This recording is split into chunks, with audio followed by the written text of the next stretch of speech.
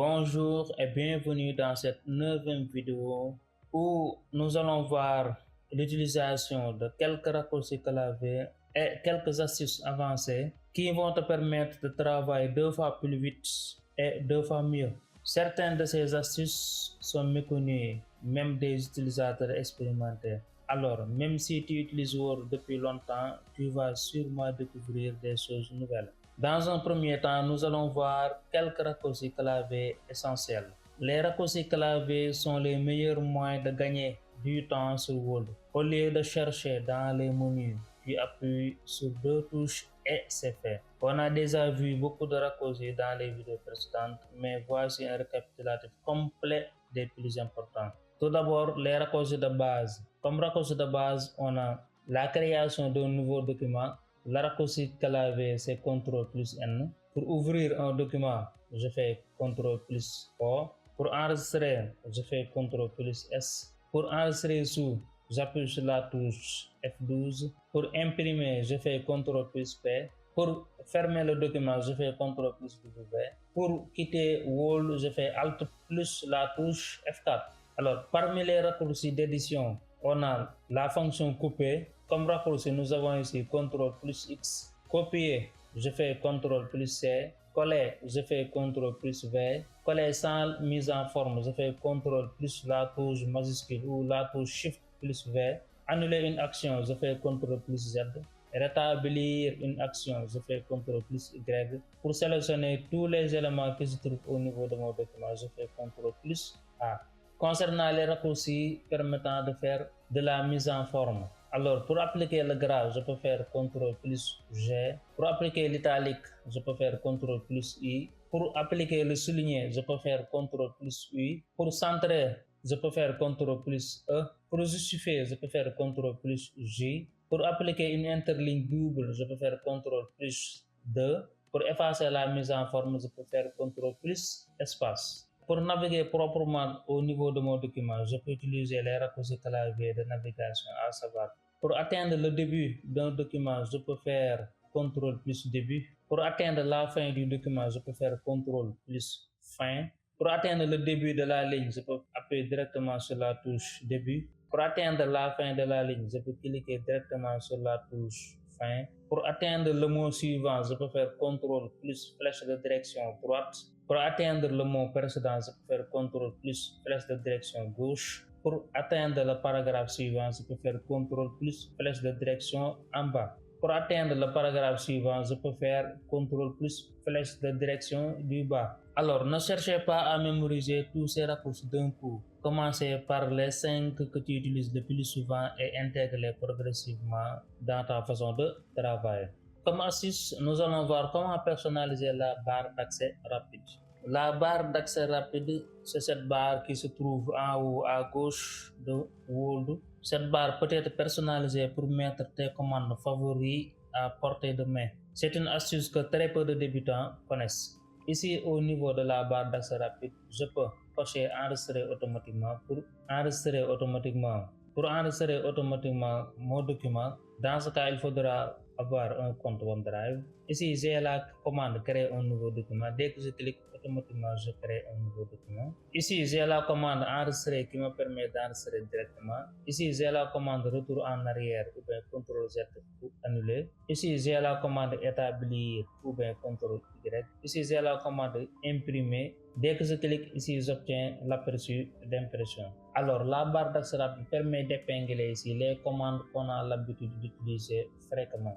Nous allons voir comment ajouter une commande au niveau de la barre d'accès rapide. Alors, pour ajouter une commande au niveau de la barre d'accès rapide, nous avons 2 méthodes.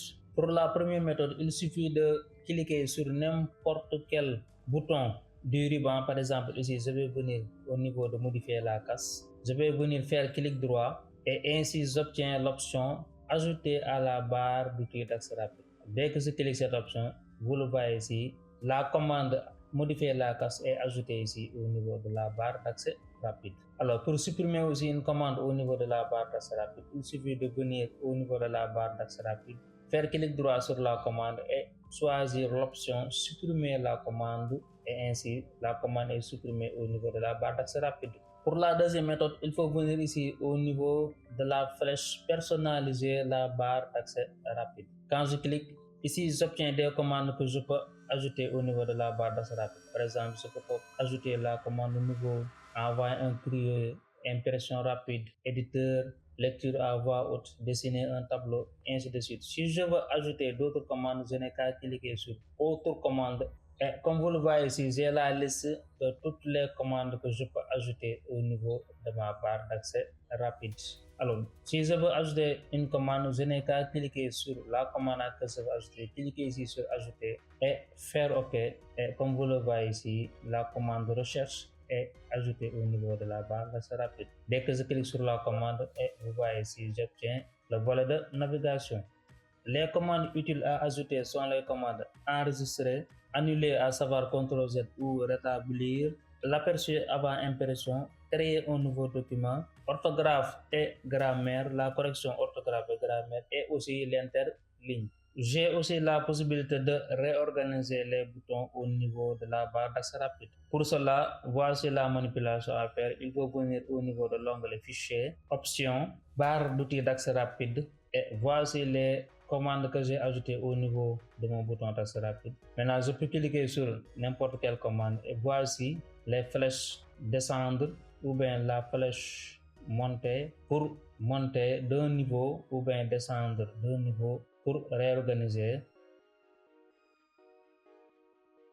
Et voilà, après je fais OK et comme vous le voyez ici, la barre d'outils d'accès rapide est réorganisée. Personnaliser la barre d'accès rapide avec 5 ou 6 commandes que tu utilises le plus souvent. Tu vas gagner énormément de temps au quotidien.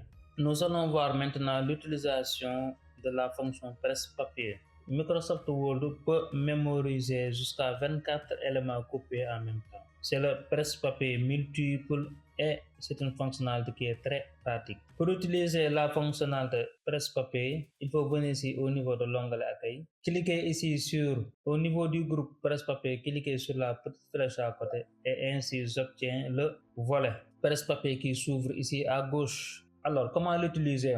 Ici, j'ai un ensemble de mots que j'ai coloré. Ici, j'ai coloré le mot vidéo, Word, style, Smart Art, bouton. Maintenant, je vais venir sélectionner le mot vidéo, copier et vous le voyez ici, le mot vidéo s'affiche au niveau du presse-papier. Je vais venir sélectionner le mot Word, je vais copier de même. Style, je vais copier. Smart Art, je vais copier. Bouton, je vais copier.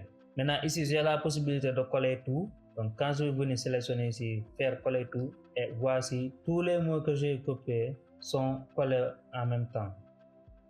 Je peux venir cliquer sur effacer tout pour effacer tous les mots que j'ai copiés au niveau du presse-papier. Maintenant, si je veux coller un mot en question, je clique uniquement sur le mot et voici le mot est collé au niveau de mon texte. Je vais venir ici, je vais coller. Sélectionne, je clique, voilà. À chaque fois que j'ai besoin de coller un mot, je clique sur le mot qui se trouve au niveau du presse-papier. Alors, comme cas d'usage pratique, on peut utiliser la fonctionnalité presse-papier pour collecter plusieurs extraits de texte avant de les réorganiser, pour copier des éléments de différents documents, pour réutiliser des formules ou des phrases types dans un document. Alors, le presse-papier multiple est particulièrement utile quand tu dois réorganiser un document long ou fusionner plusieurs sources d'informations. Nous allons maintenant voir les touches de navigation avancées. Maîtriser la navigation dans un document sans utiliser la souris est une compétence qui fait vraiment gagner du temps. Voici les techniques les plus efficaces. Pour faire une sélection rapide, nous pouvons utiliser le raccourci clavier Shift plus la flèche de direction vers la droite. Et ainsi, vous voyez, je sélectionne jusqu'à la fin de la ligne. Donc, j'appuie sur la touche Shift, je le maintiens et j'appuie sur la touche flèche de direction droite pour sélectionner jusqu'à la fin de la ligne. Alors, je peux aussi placer le curseur à la fin de la ligne, appuyer sur la touche Shift. Maintenant, appuyez sur la touche flèche de direction gauche pour sélectionner jusqu'au début de la ligne. Pour les touches de direction, il faut appuyer encore, appuyer, continuer à appuyer jusqu'à la fin de la ligne. Les deux sélections que nous venons de voir sélectionnent caractère par caractère. Maintenant, pour sélectionner mot par mot, j'utilise le raccourci clavier CTRL plus la touche Shift et flèche de direction vers la droite pour sélectionner mot par mot, mot par mot. Ainsi, je sélectionne mot par mot.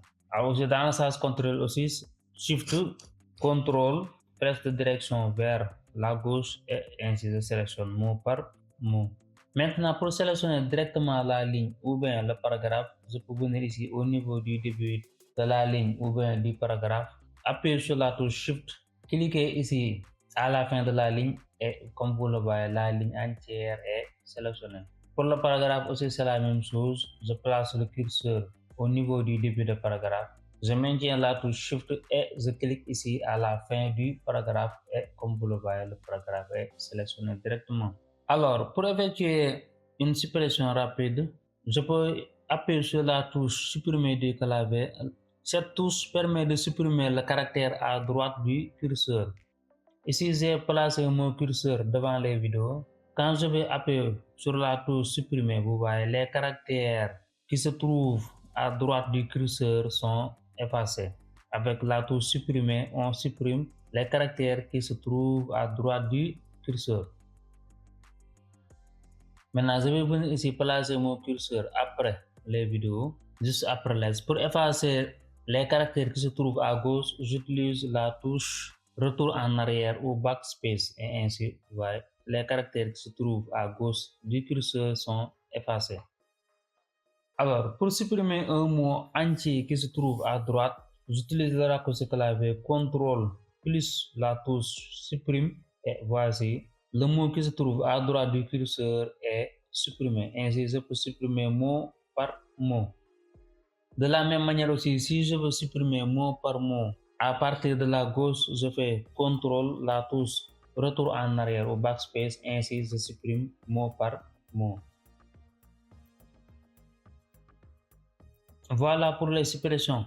Maintenant, pour naviguer entre les paragraphes, je vais venir ici placer le curseur au début du premier paragraphe. Je vais faire la combinaison CTRL plus flèche du bas et vous voyez, je saute paragraphe par paragraphe. Je saute paragraphe par paragraphe. Alors, pour retourner au premier paragraphe, CTRL flèche du haut et je saute paragraphe par paragraphe. Alors maintenant, pour atteindre une page, si vous avez un document long avec beaucoup de pages et que vous souhaitez atteindre une page en particulier, vous pouvez utiliser le raccourci clavier CTRL plus B et ainsi on obtient la boîte de dialogue qui permet d'atteindre le numéro de page en question. Par exemple ici, j'ai 2 pages, je vais entrer ici 2, je clique sur atteindre et automatiquement j'atteins la page numéro 2. Alors cette manipulation est très efficace quand vous avez un document long et que vous souhaitez atteindre une page en question rapidement. Donc voilà quelques raccourcis qui permettent de naviguer dans un document sans utiliser la souris. Nous allons maintenant voir l'insertion automatique ou Quick Part. Alors qu'est-ce que les Quick Part? Les Quick Part permettent d'enregistrer des blocs de texte ou de contenu qu'on utilise souvent pour les réinsérer en quelques touches. C'est comme une bibliothèque de contenu réutilisable. Pour créer un Quick Art, par exemple ici nous allons taper un texte et nous allons le créer comme Quick Art. Par exemple, je vais mettre ici fin paragraphe.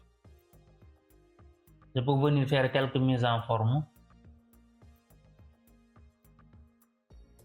Voilà, ainsi j'ai le mot fin paragraphe. Alors le Quick Art peut être une image, une forme, ainsi de suite. Alors ici je veux insérer le mot fin paragraphe comme Quick Art. Alors la première chose à faire, il faut d'abord le sélectionner. Ici nous avons un texte, alors on sélectionne notre texte. Ensuite nous allons dans insertion.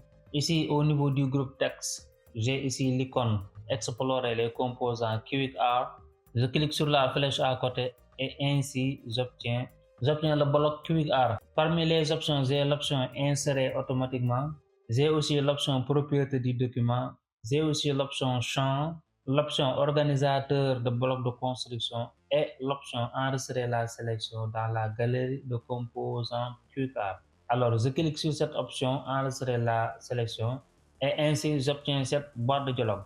Alors ici, je peux donner un nom à mon Quick Art. Par exemple, ici, fin paragraphe, je vais laisser galerie Quick Art.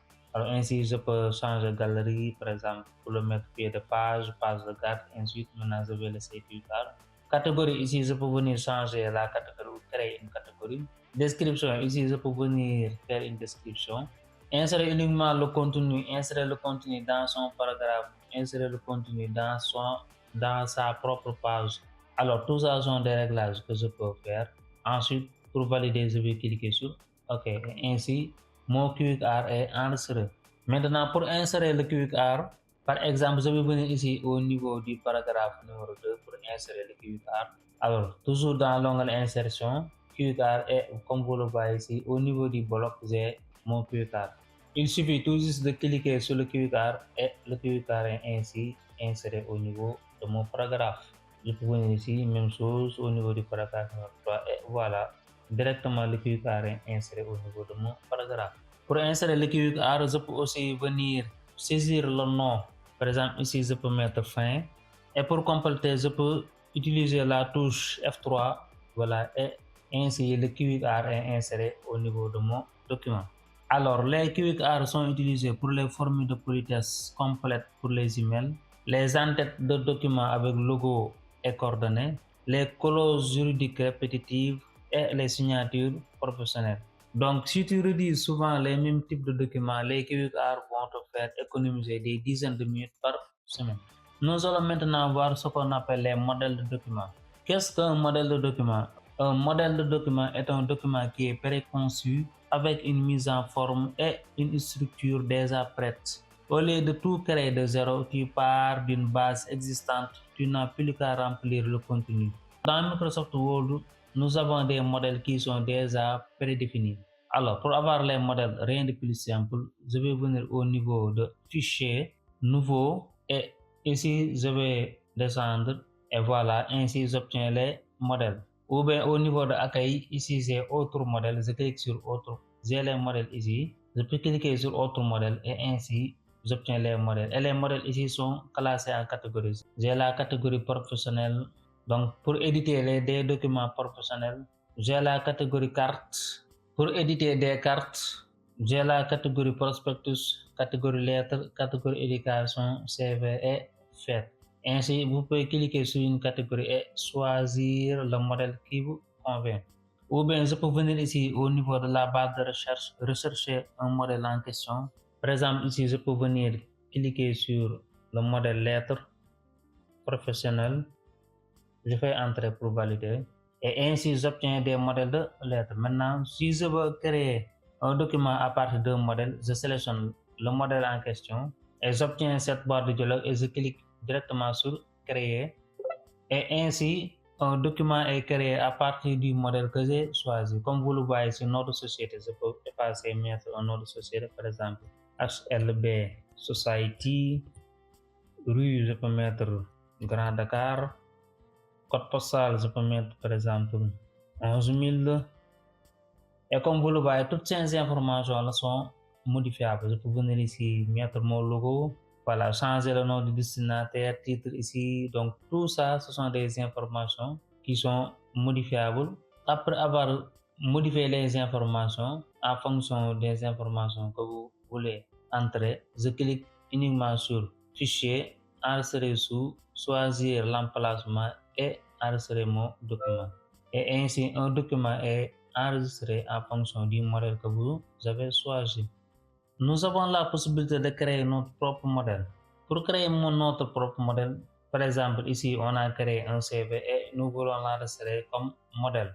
Alors, pour l'enregistrer comme modèle, après avoir confectionné mon document, que ce soit une facture, une lettre, un CV, voilà, que je compte utiliser comme modèle, je confectionne d'abord mon document. Ensuite, je vais venir au niveau du fichier, enregistrer sous, choisir l'emplacement. Et ici, au niveau des types de documents, je vais cliquer sur la flèche pour avoir les formats. Et ici, je vais choisir le format modèle Word qui a pour excitation .dotx. Je clique et vous le voyez ici au niveau de l'arborescence. L'emplacement est changé. Ici, l'emplacement, c'est modèle Microsoft Office personnalisé. Maintenant, je vais cliquer sur Entrée. Et ainsi, comme vous le voyez, mon document est enregistré comme modèle. Et pour utiliser ce document, je peux venir ici au niveau de fichier, cliquez sur autre modèle. Maintenant ici, au niveau de Office, j'ai personnalisé. Maintenant, je clique sur personnel et comme vous le voyez, le modèle que j'ai créé ici, je double-clique. Voilà, et pour ouvrir mon document comme modèle, alors je peux venir au niveau de document, modèle Office personnalisé. Ici, j'ai mon modèle, je double-clique et ainsi j'obtiens mon modèle qui est ouvert. J'ai aussi la possibilité d'ouvrir un modèle de document, par exemple au niveau de fichier, nouveau, au niveau de modèle, je clique directement sur personnel. Alors, il y a une limite par rapport au modèle de document que vous pouvez créer. Par exemple, ici, j'ai déjà créé un modèle. Ici, et voilà, le modèle de document est inséré. Donc, créer un modèle pour les types de documents que tu produis régulièrement est un investissement de 15 minutes qui te fera gagner des heures sur le long terme. Voilà, maintenant nous allons faire un récapitulatif de ce que nous avons vu. Ici, je vais mettre le titre de mon document.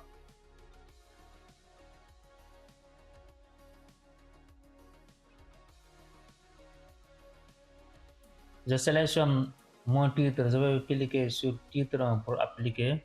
Je vais le centrer. Je change la taille 14. Je vais insérer la date automatiquement. Pour insérer la date automatiquement, je vais au niveau d'insertion. Ici, j'ai date et heure, je clique. Et ici, j'ai les formats disponibles. Je choisis le format date longue.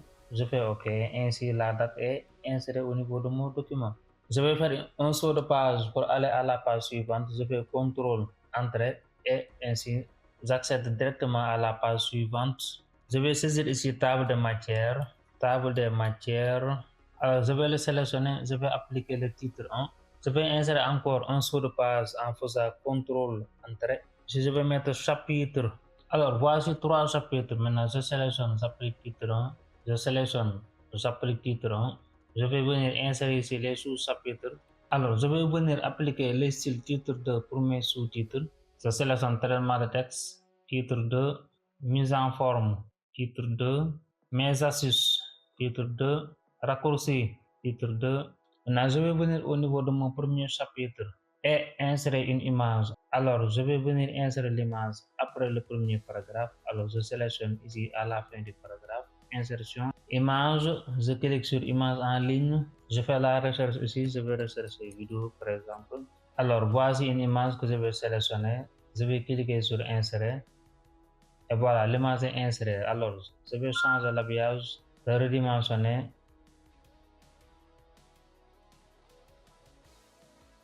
Et le placer là où je veux. Par exemple, je vais le placer ici, le redimensionner encore. Voilà. Et placer ici mon image.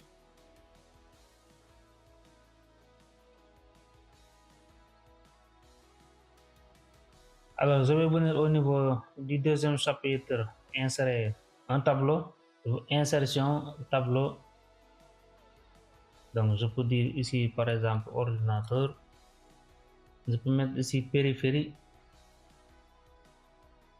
périphérie d'entrée et périphérie de sortie.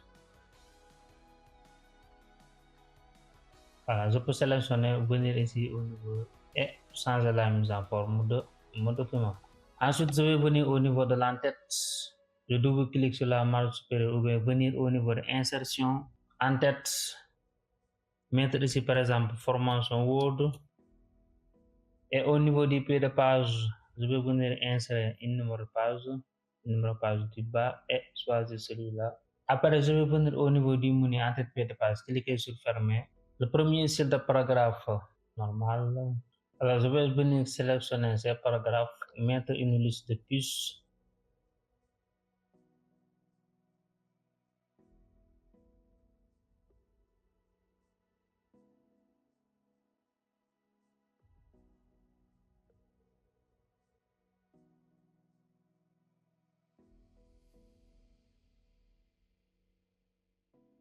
Voilà, maintenant je vais venir au niveau de la table de matière pour insérer une table de matière.